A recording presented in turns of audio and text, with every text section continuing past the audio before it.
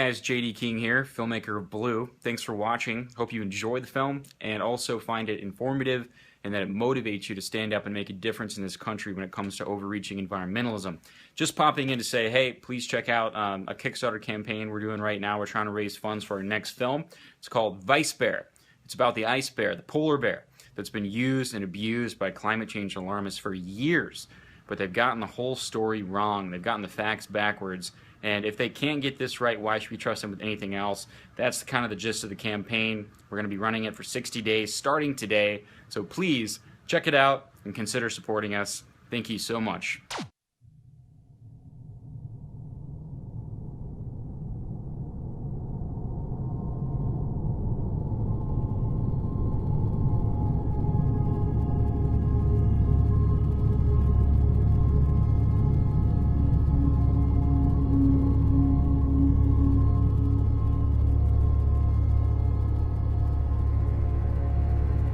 I want the best and the most beautiful and the most thriving world that anybody's ever seen. I want to live in the freest country that anybody's ever experienced, in the most prosperous place that could ever be imagined. And I hope that 100 years from now, the environment that we live in, the freedom that we enjoy, and the prosperity that we've had will be nothing compared to what future generations will see. But I'm afraid that the solutions that our culture has about climate change and environmentalism and the green movement are answers that will not take us to where we want to go. I'm convinced that the ideas underneath the green movement, that its true motives threaten freedom, they jeopardize prosperity, and they limit the potential that we have to truly build a better, more beautiful world. I believe that there's a better way. And that's what this film is about.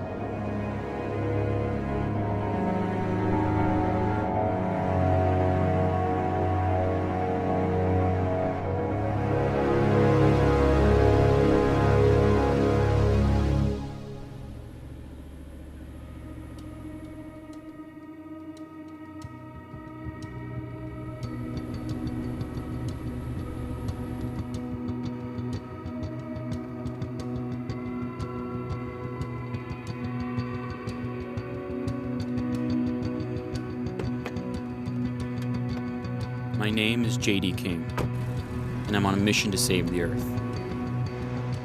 I'm going to be exploring how environmentalism has negatively impacted our world and the people who live here by talking with leading experts and scientists who disagree with the status quo. I'll also be meeting with average Americans whose lives have been affected by the green movement. As a Christian, I believe we were created to be stewards and managers of the Earth. Growing up in Montana is probably what gave me my passion for the environment. This is my second film on the subject. If you have a basically misanthropic worldview, if you see human beings as basically consumers and polluters, as a bad thing, as cancer, as a virus, as people pollution, right? If that's your view of people, then you want to see fewer people and you want to see them not thriving but just barely subsisting, because you think that their numbers and their prosperity are a harm to the earth. I met up with Calvin Beisner, the founder and national spokesperson for the Cornwall Alliance for the Stewardship of Creation. One of his biggest concerns is that green doesn't care enough about human prosperity and freedom. What history tells us is that as people prosper more and more, they take better and better care of the environment. You know, if you're worried about putting food on the table, clothes on the back, and a roof over the head, you really don't care about smog. You don't care about chemical runoff into the streams. Environmentalism gets the whole thing backward. It thinks that people are better off if they're poor, and in reality, they're better off if they're wealthy, but so is the environment.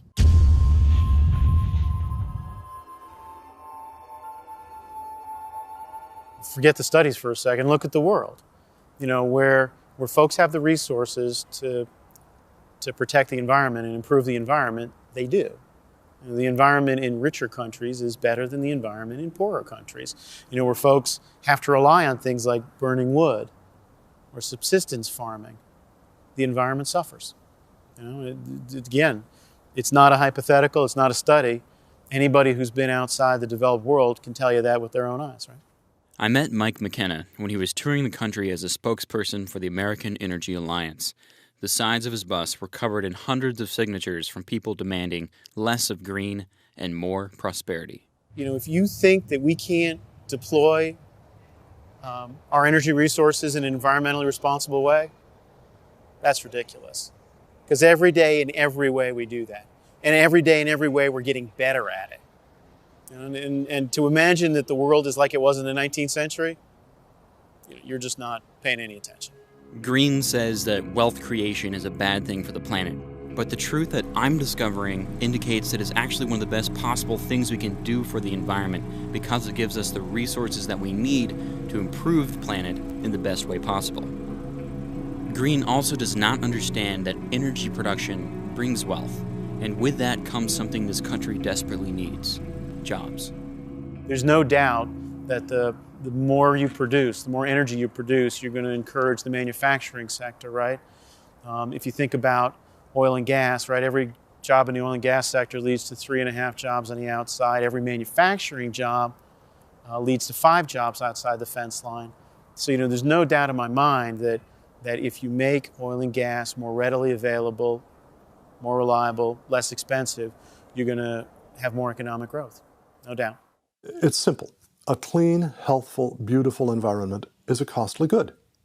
Wealthy people can afford more costly goods than poor people can. So what about all the big corporations, the big evil corporations that are raping and pillaging the planet at the expense of all the rest of us? You know what? That does occur.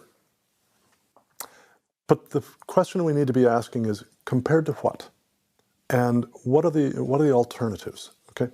First of all, governments have far and away the worst environmental records. Corporations don't come close to what governments do to their environments. The Soviet Union's near destruction of Lake Baikal by reversing the flow of some rivers brought on an environmental disaster that outdoes anything that's ever happened in the Western world.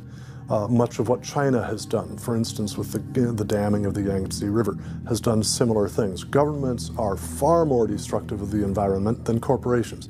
And so what? We want to give government more power to do more destruction of the environment? The healthiest forests in North America are those forests that are privately owned.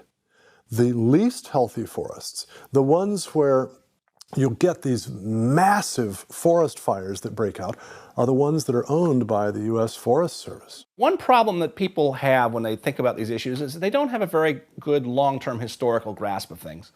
And so people don't think about, for example, that 110 years ago, at the beginning of the 20th century, the predominant mode of transportation in our cities was horses. Now, the average horse ate something like 30 pounds of feed a day, and you can imagine the amount of manure and urine that was produced. 100,000 horses in New York City, you can imagine what it smelled like. And in fact, the public health authorities at the time said this is a real health problem. Until we get rid of horses and bring in automobiles and something motorized, public health is going to suffer. And in fact, respiratory disease rates in American cities were 8 times higher 100 years ago than they are today. And so the irony is that the automobile ended up being an environmental improvement for our cities. They actually cleaned up the cities. In early stages of a society moving from basically agrarian system, agrarian society, to an industrialized society, you have a great increase in pollution emissions. And that seems bad from an environmental perspective, but the wealth that is brought about by that enhances human life so much that lifespans increase, death rates decrease, especially infant and child mortality fall very quickly. And then as people get wealthier, they can afford then to clean up the pollution emissions, to prevent the pollution emissions, and you wind up with pollution peaking and then falling off, and you wind up with a cleaner environment after development than before development. So here's a shocking statistic. If you parked a 1970 Mustang in your driveway and then went to the dealer and bought a brand new 2013 Ford Mustang today and drove it down the highway at 50 miles an hour or any speed, guess which one of those Mustangs would be emitting more air pollution? It would be the one parked in your driveway from 1970. And so it's astounding. I mean, the reduction in what we call tailpipe emissions, the bad stuff coming out the back end of the car, is down, in some cases, 99.9% from 30 years ago. Environmentalism, because it sees people as consumers and polluters, doesn't understand that economic development is actually the best friend of environmental stewardship. So one of the reasons that forests have come back in the United States, especially in the east and northeast, is we're not using all that land to grow feed for horses anymore. So the automobile led directly to the conservation of tens of millions of acres of farmland in this country. The other thing about 100 years ago is we got almost a third of our energy, total energy, from burning wood. That's another reason we cut down a lot of trees, is you're heating yourself with wood. Now, wood is sort of a renewable resource because it grows back. On the other hand, when you're cutting down the trees faster than they can grow, which is what was happening, you start running out of trees. That's what led Theodore Roosevelt to predict a timber famine in the country in, I think, 1901 or 1902. In another important respect, the development of oil and natural gas and fuel oil and coal, for that matter, to replace wood as an energy source, led also directly to the restoration of American forests.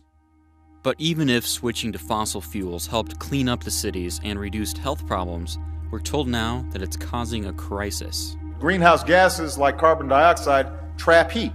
Burning fossil fuels release those gases into the air.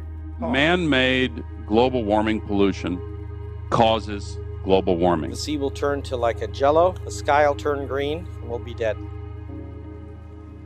There are many scientists who disagree with the assertion that carbon dioxide is a pollutant. In fact, many are saying that it's actually making our world greener.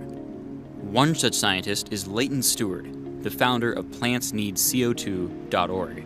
His views on climate change and carbon dioxide have changed dramatically since he began to critically look at the issue for himself. When I started this 7 years ago, I was on the other side. I assumed CO2 was the big problem. You've come 180 degrees. I've come 180 degrees. Wow. The CO2 level in Earth's atmosphere used to be 7,000 parts per million. You and I are breathing only 390 right now. And because I'm a geologist, because I'm accustomed to looking back to see what's happened to Earth over the past years to understand why it's like it is today, I have gone and taken the same approach on climate change and tried to see what this relationship has been in Earth's past climate. And the empirical evidence just does not back up these catastrophic warming forecasts. This graph right here shows you 2,000 years of Earth's history. Earth was actually somewhat warmer during the medieval warm period, as you can see, than it is now. But right here, at the year 1715, is when Earth started its current warming trend and came up through here. Yet man only started putting CO2 in the atmosphere 150 years ago. You don't have to be a rocket scientist to understand this. And then when you see that Earth had cooled for 500 years, even though the red line, which is CO2 level, was not changing. How did it cool for 500 years? No influence from CO2. How did it warm for 500 years here with no influence from CO2? If CO2 was supposed to be the big driver of climate change. The age-old test of a hypothesis is, will the hypothesis stand up to real observations? And CO2 flunks that test. Leighton Stewart is not alone in his assessment of carbon dioxide.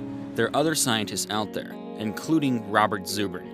He has degrees in aeronautics and astronautics and a PhD in nuclear engineering. He calls those who promote the idea of catastrophic man-made climate change anti-human because they often overlook the plight of the world's poor.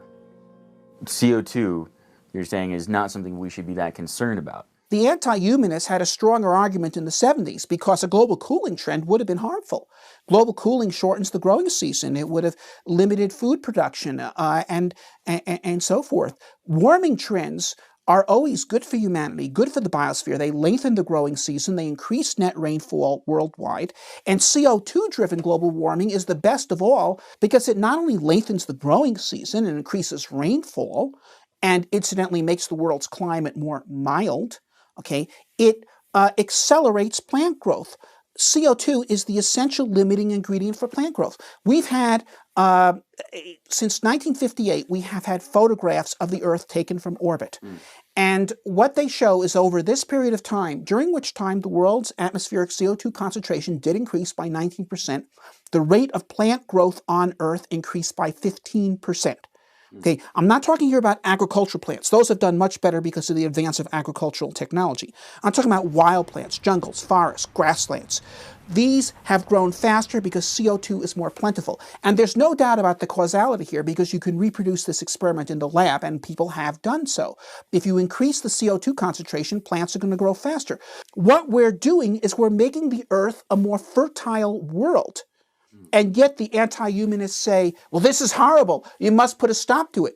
If CO2 levels in the atmosphere were decreasing as a result of human activity, then they would have a case. But in fact, we're increasing it. We're making the world more fertile. And yet they still say it's wrong. I know the science, but not many people look at the theological aspects of this. Would we think that an architect who designed a building so that if you leaned on a wall, all of the structure of that building would magnify the stress created by your leaning on that wall so that the building collapsed? Would we think that that architect was brilliant? No, we'd think he was a fool, right? Global warming alarmism says that doubling CO2 concentration in the atmosphere could lead to catastrophic warming. Now, when you talk about doubling CO2 concentration in the atmosphere, that sounds pretty significant. Doubling, wow, twice as much, you know? But the reality is you're doubling it from 27 thousandths of 1% to 54 thousandths of 1%. Who in his right mind thinks that taking CO2 from 24 thousandths of a percent to 54 thousandths of a percent is going to cause climate catastrophe? Only somebody who does not believe that an infinite God designed, an omnipotent God created, and a faithful God sustains the climate system. What people are really overlooking here, and this is where the true environmentalists are on the wrong side of this issue, and they don't even know it, because the media is not telling them both sides of this issue. Carbon dioxide is the staff of life. We all learned in the 3rd grade that's what plants eat. Plants eat carbon dioxide. The more carbon dioxide you feed them, the more robustly they grow. Would it be accurate to say if you switch to a bigger truck or a bigger van, you'd be helping the environment more than if you switch to a Prius?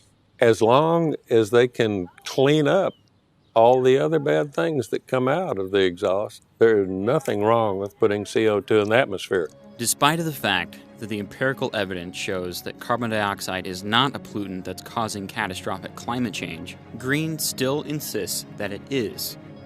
But one must wonder why. None of this makes sense unless you realize that what they are trying to do is, first of all, to wreck the West and shut it down from within by environmental regulation in a manner that they couldn't do by the communism of the Soviet Union. Known as the High Priest of Climate Skepticism, Lord Christopher Monckton was my next interview. So there's an enormous funding bias in science caused by the fact that science is what we economists call a monopsony. Well, Christopher Monckton is regarded as one of the world's leading skeptics on the issue.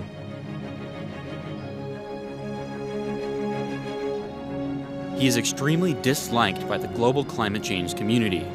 In fact, he's been kicked out of a UN conference in Doha, and an Austrian professor actually wanted him executed for daring to question the legitimacy of climate science.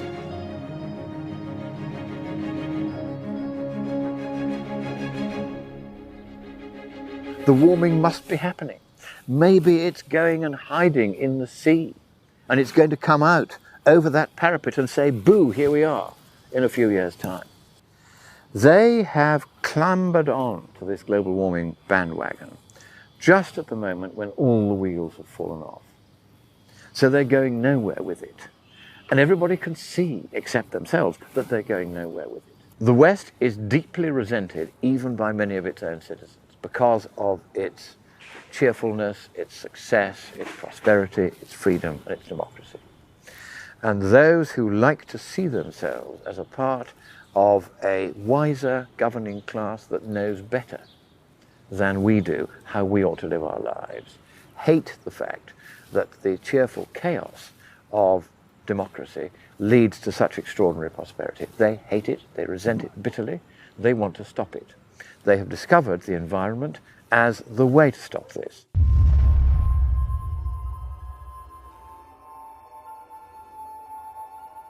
In the 1970s, there was a global cooling going on, natural global cooling. And the anti-humanists then said, look, there's global cooling. It's endangering us with a new ice age. It's being caused by industry, which is being driven by population growth and economic growth. Okay, they're out of control. They got to be put under control, put us in control. Then in the 80s, the climate trend turned around, it started to warm, and they said, look, there's global warming, it's being driven by industry, which is being driven by population growth and economic growth. They're out of control, they got to be put under control, put us in control. Okay, the problem changes, the solution is always the same. Put them in control. Global warming, the whole issue is not about weather, it's about power. The main cause of regulation now is the excuse that we must either protect the environment or save the planet from climate change. This is now the main source of regulation worldwide, particularly in Western countries. Of course, China is not regulating itself, so it can't build fossil-fueled power stations as we are in Britain. In Britain, this year, we are closing 6 of Britain's largest power stations because they're powered by coal and they're a slightly old-fashioned design. Our European masters, whom we do not elect, it's a dictatorship, have ordered us to close those power stations. The British government, which no longer stands up for the British people, is going to close them. It has known for several years it was going to have to close them. It has made absolutely no provision to replace the electricity from those power stations with nuclear power or new coal-fired or gas-fired power stations. So what's going to happen? The lights will go out. Environmental regulation can, like laws that restrict the use of carbon, cause freedom and prosperity to be reduced. When that happens, as I learned, life becomes more difficult for people all around the world. And it's not just about lights going out. This is a life and death issue. Tell me about this chart here that you showed me when we walked in. Everything we use is either made of carbon or made with carbon. Everything. This is per person income, average global income, okay, in dollars, 2010 dollars, adjusted for inflation, from 1800 to today. Graphed, however, against carbon consumption. This is one of the greatest stories ever told. This is humanity's escape from poverty. Billions of people escaping from poverty, enabled by increasing carbon consumption. And now you have people come along and say, we have to stop this. We want to stop the increase in carbon consumption. We want to stop this line from keep going up, which is exactly what it needs to do. Because while $9,000 a year average income is a great achievement, it's hardly enough. Okay, it's 1/5 of the average in the United States today, and we still have some poverty here. And half the world is below the average. This thing needs to go forward. And for someone to say, no, we want to stop it. We're fine as we are.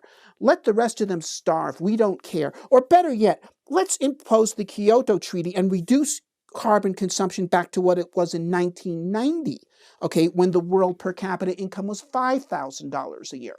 Okay, that was fine. That's good enough for us. This is the most reactionary, cruel, brutal, heartless policy that anyone could possibly propose. Okay, the moral imperative of our generation is to continue this march forward. This thing's a miracle, and this is what the Greens want to stop. American biofuels policy is estimated to cost about 192,000 excess premature deaths every year in developing countries. Our policy of not giving foreign aid to countries that use DDT in fighting malaria results in perhaps 1 to 2 million excess malaria deaths every year in developing countries. On a global scale, there are people around the world who do in fact lose their lives because of green laws and environmentalism. Even in America, the green movement continues to cause many people to lose their jobs and their livelihoods. Living in Montana has exposed me to many environmental laws related to land use or endangered species that failed to provide solutions to the problems they were created to solve. One example of this is the destruction of the timber communities in the northwestern United States. We had mining, we had wood processing facilities, and it was a vibrant economy. I mean, it was a great place to grow a family. And now, since the environmentalists came to help us and the federal government came to help us, things have gone to hell in a handbasket. The destruction of just the wood products industry alone in Montana has probably resulted in something on the order of a loss of 50,000 jobs in Montana. And that is a huge impact on a state that has 900,000 people in it. Drug abuse is on the rise, elder abuse, spousal abuse, alcohol abuse. Has it always been this way? No. In this area? No, it hasn't. You used to have 10 mills, churches, schools, people lived and worked, their children got jobs. There used to be 22 mills in Siskiyou County. And what happened? The green movement, the spotted owl happened. The green movement used the spotted owl to reduce logging to almost zero. They were thriving timber communities, and it was all national forest lands. When they came in with the spotted owl and just really tied up and hamstrung the whole industry, and I've just watched in 20 years those communities just die. It's sad. Lumber was the #1 industry in Humboldt County, and now it's marijuana. Groups like Earth First and Greenpeace, they send up kids, you know, and they chain themselves to the logging trucks and they sit in the trees. They have made our environment worse. Our socioeconomic environment is absolute disaster. Talk to the jailer at the Lincoln County jailhouse and she'll tell you what's causing this. It's lack of employment. In the case of these communities, the biggest factor determining the quality of life was the timber industry, which was shut down by environmentalists who claimed that logging was threatening the habitat of northern spotted owls, a bird of much controversy over the last few decades. We have all the trees in the world. We have millions upon millions of acres of trees. The environmentalists have already shut that down over an owl, by the way. And if they were correct, well, we should have owls coming out of our ears, right? But the owl population continues to crash in spite of the fact that there is no logging anymore. Well, if it wasn't logging that killed the owl, what was it? The regulation that comes out to protect owls protects their habitat to the point of trying to densify everything beyond what it could have been. So you're trying to prevent any kind of disturbance in the upland. Well, that's not reality for this ecosystem. He's got a 6-foot wingspan. He needs to be able to fly to the forest floor to eat the only food he eats, a wood rat, a dusty-footed wood rat, a pack rat. Well, now there are so many trees, the owl can't reach the forest floor with his wings spread, so they leave or they die. Do the environmental groups and activists understand this? I mean, are they clueless or what's going on here? Quite frankly, most of them that I've had the opportunity to work with are lawyers. I have yet to work with one that was professionally trained in natural resources, so it's all anecdotally. What they see is their reality. What they may read in a newspaper becomes their science. You see the natural resource, the abundant natural resource that it is, and the availability of it, and that proper management and stewardship would not only create healthy forests, healthy communities, but yet we tie it all up, we tear the roads out, and we shut it off, and the forests are rotting away, decaying away, the communities are decaying away, and what benefit is there in the whole thing? So they really don't have any idea what's going on here? Well, I think they do, but I have to tell you, there's a very big difference between ecology and environmentalism. Ecology uses science. Environmentalism is a fusion of science and philosophy. So I am an ecologist who know how to manage this and manage it within natural parameters, but I'm not an environmentalist. So there's really not much left of the timber industry here anymore? Not much left of the timber industry, and there'll be less so because they're expanding the critical habitat of the northern spotted owl. I've been working on these issues for over 20 years, and I've seen the different initiatives that have gone forward and the regulations that have gone forward, and it pretty much we're small family farms and ranches here, and it just can't survive under the burden. The burden of the regulations? A burden of the regulations. The bulk of our children have moved away from this county. There are no jobs in this county. This county, the official unemployment rate, I believe, is somewhere around 23%. The unofficial, according to the Sheriff's Department, is somewhere around 35. Whoa. Yeah. And this used to be one of the most prosperous counties. This county was in California. This county had the highest timber receipt revenue of any county in the state. There are people today in rural America who are concerned about the future of their property rights. Among the many green initiatives targeted at them these days, in the Pacific Northwest, we see that one of the biggest threats lies with the environmentalists pushing to demolish the dams. Dams that provide them with clean, cheap energy, and more importantly, with water. We're removing dams across the United States. Bruce Babbitt just recently said we need to consider removing over 75,000 dams across the United States. Now, for the green movement, a lot of dams are hydroelectric dams, and people say that it's because of the fish that we need to remove dams. Well, we build ladders. We build fish ladders. We could put a fish bypass tunnel. I mean, so if the fish aren't really in danger, why do the environmentalists want to blow up the dams? Money. I mean, this is easy. The Klamath dams, for example, there's about $2 billion riding on getting those dams out. Who's going to get that money? Yeah, wait, they get money for taking the dams out? Oh, you betcha. They're projects. You know, they can do some projects when they take those dams out. First of all, the dam removal is worth about $1.1 billion over 20 years. Next, the restoration, the quote, restoration projects to renew and enhance the environment. Those are worth another $1 billion. Wow. Who's going to get that money? Nature Conservancy, Cal Trout, Rivers Wild, River Keepers, the Karuk tribe, the Yuroks, the Hoopas, all of the people who want the dams out stand to gain the money. And the only people who are going to get thrown under the bus are the taxpayers, the property owners, the water right owners, and the people who receive the power. I had a friend tell me about the dams, that they wanted to remove the dams here. And that's actually why I got involved in stuff, because I sold my home in Clayton and took all my money and bought a home up here. And this home up here is going to finance me when I have to go into a convalescent home if I live that long. And so when I found out the dams were going to come out, that was threatening my investment up here. So basically I got involved out of selfish reasons to protect my investment, because if the dams came out, that would make my property worth nothing. What's the only dam they don't want to remove? Well, that's the dam that supplies the electricity to the people who want the rest of the dams out. Isn't that odd? I love the people up here, and the women up here are strong and independent.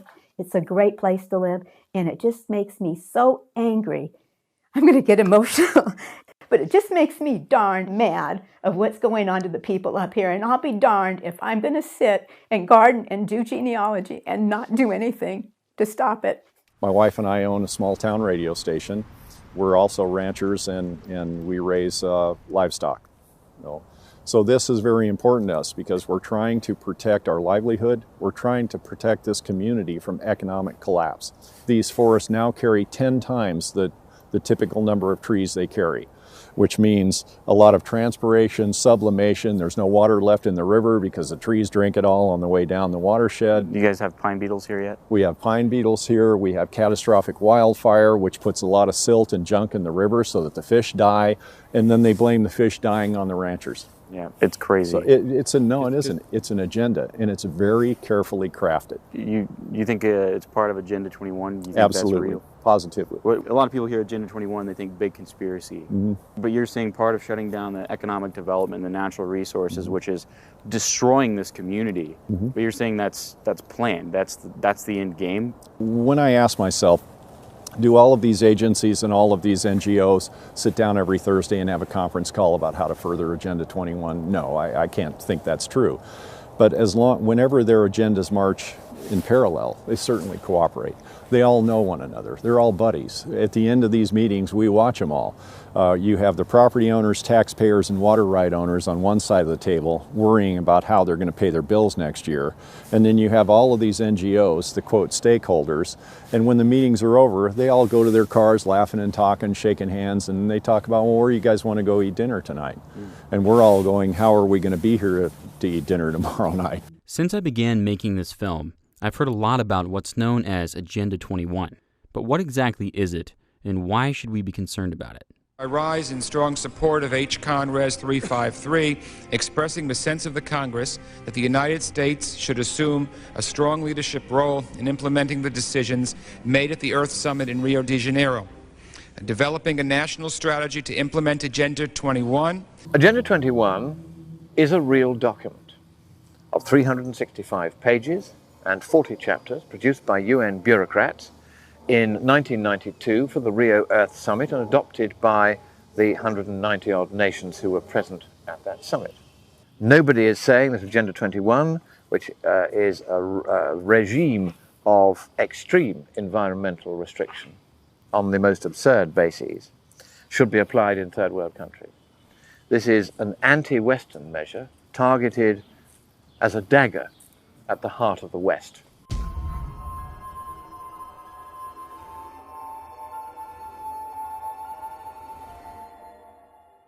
The Earth Summit Environmental Leadership Act, as this is known, presents us with an opportunity to follow up on the important work of the Earth Summit to develop its blueprint, Agenda 21, for global environmental action. The goal is, under Agenda 21, in writing, this is not conspiracy theory, this is a conspiratorial fact.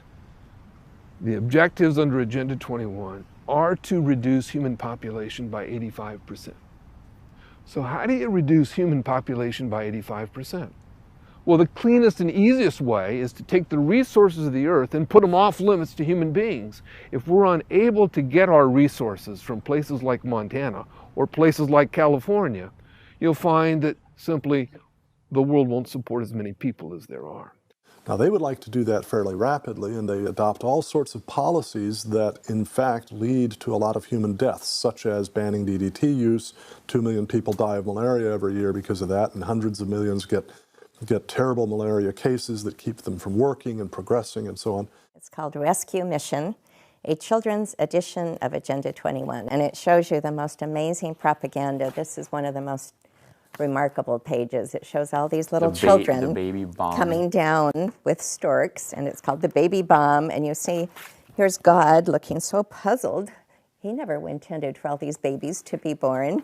And then this is the most amazing statement: the planet groans every time it registers another birth. So part of Agenda 21 is, of course, to tell our children that the earth is so overpopulated, and for them to even contemplate having another child is just terrible. The United Nations and many governments around the world are claiming that the Earth is overpopulated. Many major environmental organizations are saying the same thing, like the Center for Biological Diversity and the World Wildlife Fund. But are we really in danger of overpopulation?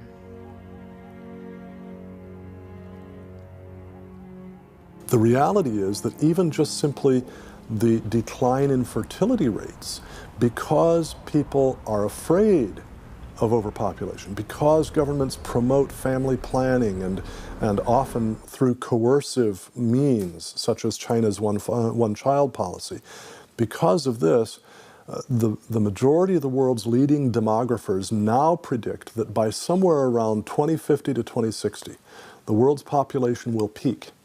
After that, it will begin to decline precipitously, so that it is entirely plausible that we would hit the 500 million, in fact, we would hit 300 million as total world population around the year 2300. That's 290 years from now. And the disruptions that will occur because of that are immense. Population is bad, they say. The Earth groans every time it registers a new birth. That's what they say. And you're saying we need more The world needs more people. The world needs more people. Because people are not just consumers. People are producers. And not is it merely true that every mouth comes with a pair of hands. If that was all there was to it, then human well-being would be neutral with regard to population. It wouldn't increase or decrease. But every mouth comes with a brain, and the more people there are, the more inventors there are, so the faster the rate of technological innovation. Furthermore, you have a larger division of labor, which makes it easier to produce things. And you have a larger market, which makes it much easier to invest, because you have a larger market to sell to. So to invest in everything from R&D to new factories to new transportation infrastructure. And this is why, as the world's population has gone up, living standards has gone up. And not just in this century or the preceding century, but through all of human history. Okay, and we live much better today, not only because of all the people that are alive today, but because of all the people that have lived in the past.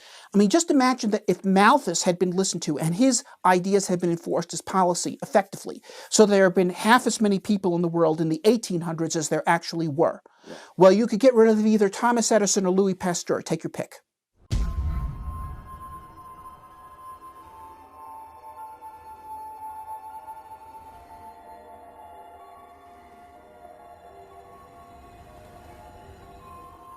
Instead of our being afraid of overpopulation, what we should be afraid of is underpopulation. Russia is losing about 1 million people a year right now. Western Europe is losing about 900,000 people a year right now. Tell me why you think we're not in danger of running out of resources, because the more people, the saying goes, the more resources we're going to use. We don't have enough resources to go around. They're finite, so therefore we should limit population, we should limit development. Our resources are not running out. Our resources are becoming more plentiful. You go into an antique store here, you look at the stuff that the pioneers of the West owned, it's all made of either carbon steel, glass, wood, or leather. That is the material resources of that society. In 120 years, we've gone to a whole new array of resources. I mean, most of those people never saw a piece of aluminum, let alone plastic or fiberglass. Yet aluminum is the second most common element in the Earth's crust. Silicon is the most common element in the Earth's crust. Price functions in economics as a measure of scarcity. The more scarce something is, the higher its price is. The less scarce it is, the lower its price is. For every extractive resource, the long-term price trend, and there are ups and downs in between, but the long-term price trend is sharply downward. Now that downward price trend is a clear economic signal that the resources, mineral, plant, animal, are more abundant now than they were before, even though we've used some up. We've used far more oil than the entire known world reserves of 1940. But the entire known world reserves today are far greater than they've been at any time in history. But what if we run out of oil?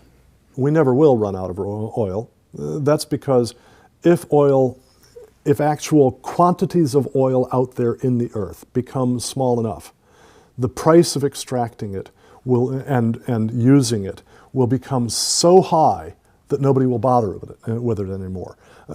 Why aren't we worried now about running out of whale oil? In the late 19th century, people were worried about running out of whale oil. We're not worried about it because as its price rose, while the whale population dwindled, that sent a signal economically. There's money to be made by providing substitutes for whale oil. And Thomas Edison went to work, and after 900 and some experiments, he perfected the incandescent light bulb, and that gave us a way to use electricity to make light instead of whale oil. Demand for whale oil plummeted around the world. Bingo, the whale populations came back. Similarly, if we ever reach that point where we're running out of oil, the price will rise so high that it will push us to use other things as a substitute. And historically, we keep discovering that the new substitutes are cheaper than the old ones. Hydrogen is the most common element in the ocean. Okay? Once we develop controlled fusion, hydrogen will represent a huge energy resources. A single gallon of seawater would have as much energy as 350 gallons of gasoline. Okay, these resources are phenomenal, and they are unlocked by human creativity. And so it's against those who are the control freaks on the one hand, and those who are the freedom lovers and democracy lovers on the other. That's the fundamental divide in politics, and it always has been. We now see it in a particularly poisonous form because modern methods of communication have enabled the totalitarians for the first time successfully to organize themselves on a global scale. And totalitarianism is, of course, this desire by the governing class to control absolutely every aspect of everybody's life and whether indeed they're allowed to live or die, down to the last dismal, dim, flickering, poison-filled light bulb. In most of the places where you have severe poverty, they also have socialism or communism. This is a failed experiment that the United Nations would like to impose upon us, and it has failed every place on earth that it's ever been tried, and tens of millions of people have suffered and died under socialist or communistic governance procedures. And now that's happening here. And look at the result. Lincoln County destitute, Siskiyou County destitute. We have all the wealth in the world, and we're not allowed to touch it. We're not allowed to use the wealth that our own property produces. And here's the thing for Protect Our Water and the people here. We will fight to protect our property. We will not go quietly. We go into these meetings and we tell the people from Fish and Wildlife and California Department of Fish and Game to pound sand.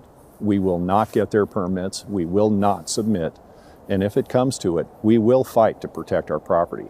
What else can you do? Well, personally, I would rather die on my feet than live on my knees. And the Constitution gives me the right to do so. Right now, with all of the environmental regulations, and I live in a beautiful place, this is where I found out what they were doing. Nina Pellegrini is a Cuban refugee who lived under communism. She has devoted her life to warning people on the dangers of communism and on the loss of freedom and liberty in this country. And it wasn't until I realized that they were doing the same things that I experienced in Cuba. And that's what woke me up. And this is the parallel between totalitarianism and environmentalism. Because environmentalism treats nature as all and man as nothing. Listen to what I'm saying. I don't want you to go through the deprivation of freedom because it's not an easy thing. It's painful. And once you lose it, it's very hard to regain it. And it's such a precious thing. You don't have to make somebody do something. All you have to do is make the suggestion strong enough and they're going to do it on their own. And you know, Joe Stalin and Nikita Khrushchev are rolling over in their grave because we've done to ourselves in 20 years what they couldn't do in 100. Communism failed. Marxism failed in its economic sense. But all those enemies of those traditional systems are still out there. And so now what they're doing, instead of speaking on behalf of the worker, they're saying, now we speak on behalf of the planet. We speak on behalf of natural resources. When you drive up the price of energy by switching from conventional fuels to so-called green fuels, you drive up the price of everything else. You destroy employment because businesses have to lay off workers in order to cut costs. So you cut employment, which means you cut people's wages, and at the same time you increase their cost of living because energy goes into everything that they do. So consequently, people are hurt, and from our perspective with the Cornwall Alliance, where we're so concerned about the impact of these things on the poor, the people who get hurt the worst are the poor. This is a movement which is, at best, flagrantly narcissistic and acting without regard to the welfare of the world's poor, and arguably and demonstrably at times in places aggressively seeking to brutalize, harm, enslave, or exterminate the world's poor. I mean, just think about this. Carbon taxes. What could be more regressive than carbon taxes? Carbon is the main component of food and fuel, okay? Carbon taxes are more regressive even than sales taxes, because with a sales tax, a high fashion dress, which costs more than a discount dress, gets taxed more. But they both use the same amount of carbon.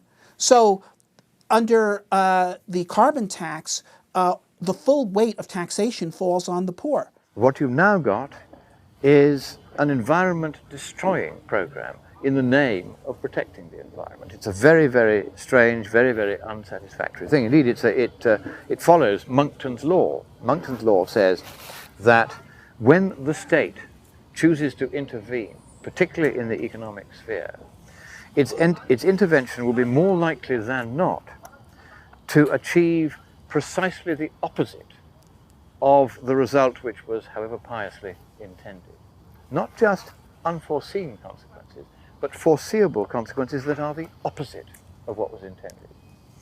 And the laws that are now being passed in the West to protect the environment are, as you have seen with the introduction of the subarctic wolf, leading to its outright destruction. Yeah. But nobody dares say anything because the small clique of communists driving this is so vicious to anyone that argues with them. You have had this yourself. I've had it. This is what goes on. But we have to face communism down. We have to say, no, we are not going to introduce the Communist International in the name of saving a planet that doesn't need to be saved. We must get back to doing the science and the economics. No matter what games they play with trying to refine fascism or socialism, that without the principle of economics adopted by America based on private property and free enterprise, that nothing's going to work.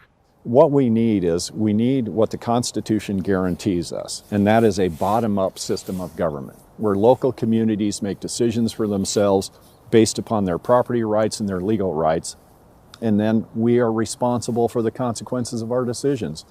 That's why private property works, because if I'm irresponsible with my stuff and my property, I'm the only one that suffers. But when you have a regional governance, when you have a socialistic form of government, you place everyone's assets under the control of a few.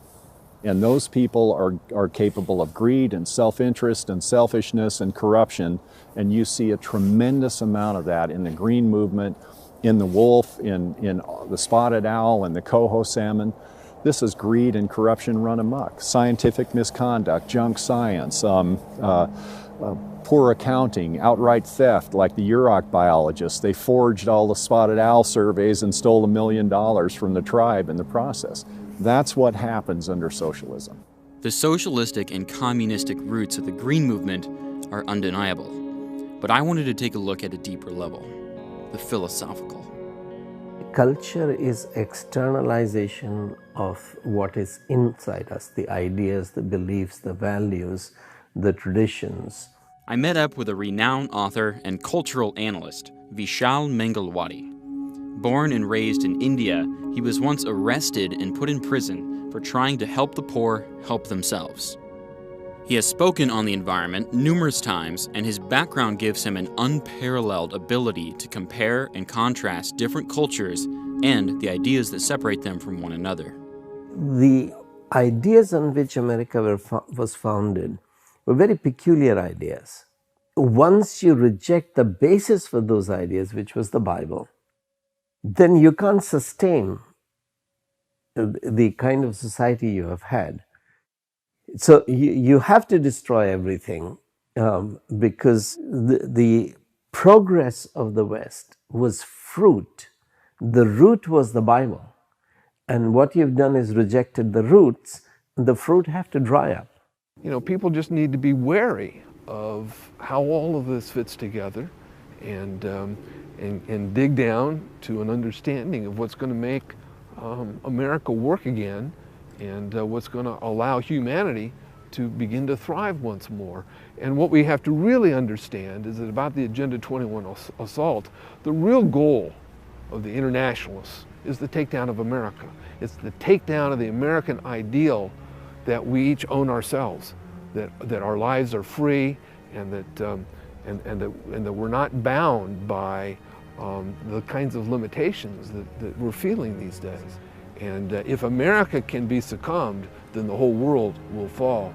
Our government has exploded in size with bureaucrats who are micromanaging things that should be left to the free market. So if we could shrink that down and get it back to a more original design where free men who have personal liberty can manage their affairs according to their own best interests, which are also the interests of the community, then everyone benefits. And so especially those who work the land, who take care of the land, from the farmer to the miner to the foresters, they have to be given, and their freedom must be returned to them, to manage their affairs the way they know is best, because they are wiser than any bureaucrat. We're not stupid here. I mean, we're better stewards of this land than anybody from Cornell University who's never seen it. Half of the policy decisions the U.S. Forest Service makes don't come from here. They come from Washington, D.C., and they're based upon forests that are nothing like our forest. And so nothing that we say says that we must treat the environment just like our garbage can. We do have to look after it, but we don't have to extinguish 9/10 of humanity or more in the name of doing that. We are created to establish our dominion over nature, which means transcending nature in our minds first, and then imposing the fruits of our imagination upon nature. We should at least be managing within an ecological balance, which we're not. We're managing within a preservation stance, and that doesn't do any good for the wildlife, doesn't do any good for mankind either. The further you get away from community involvement, the more mismanaged it becomes. And if you can keep it at a state level, if states can manage their own timber, our Department of Natural Resources does a pretty good job of managing timberland, and the rules and regulations to protect wetlands, to protect streams and creeks and rivers, and they're always assessing that. They're always trying to make sure that they're managing the resources properly. But you get to the federal level, and then all of a sudden you could see it's no longer the resources that are the priority. And, you know, as you're aware of, there's a bigger agenda. Liberty works. Freedom works. Life, liberty, and the pursuit of property is what our founders gave their lives for. And we can do it, whatever it is. Not just economic development, but economic development in the sense that we maintain some wilderness or backcountry, primitive areas, these kinds of things for us to enjoy, because that's one reason we're here. In the West, you were successful economically because you were learning management. If I'm created to manage, how do I manage? How do I govern? What are the best and the most efficient and most productive ways? The most important purpose of government is not to restrict freedom, but to protect it at all costs, because it is through freedom that we are able to create. It won't be just Australia, it won't be just California. It will be the West as a whole that rapidly becomes, as Europe already has, an insignificant, economically collapsing backwater where nobody would dream of doing any business. And so we are killing the goose that laid the golden egg. We're protecting things to death. Protecting things to death. Yeah. I mean, it's not good to be in the forest and become warm and fuzzy, you know. Most environmentalists assume that the world as it was first made, or as we happen to find it, is maximal, that that's the best. That's not true. And in fact, even decent ecologists know that that's not true. There is no such thing as ecological equilibrium. And we don't have a responsibility to try to sustain ecological equilibrium or nature best untouched by human hands. That's not the point. Our task is to reflect God by enhancing the beauty, the fruitfulness, and the safety of the earth to the glory of God and to the benefit of our neighbors. Don't we all want a flourishing world to live in? Don't we all want to see humanity thrive? Don't we all want to be free? In the end, I discovered that not only can these things go together, but they need each other. We can have a good environment, but we can't have one without freedom and prosperity. Environmentalism and the Green Movement consistently compromise on all of these issues. It's time to axe the Green Movement and replace it with something better. The old saying goes, you can't beat something with nothing. So instead of just saying anti-green, it's bad. And it's not all bad. You know, the concepts of being good stewards is a good thing. But what about creating a new identity that encompasses all of these ideals and calling it blue instead of green? Like the sky or blue the like ocean. the sky, to create a positive identity for what we believe in. Beautify the earth. We all want clean water. We all want clean air. We all want healthy environments to live in. L liberate, man. Yeah. Freedom and private property rights. Liberation. You utilize our resources wisely for the benefit of mankind and for the benefit of the environment that we live in, and E, enjoy it. Sounds good to me. Very good. Wonderful. Let's do it.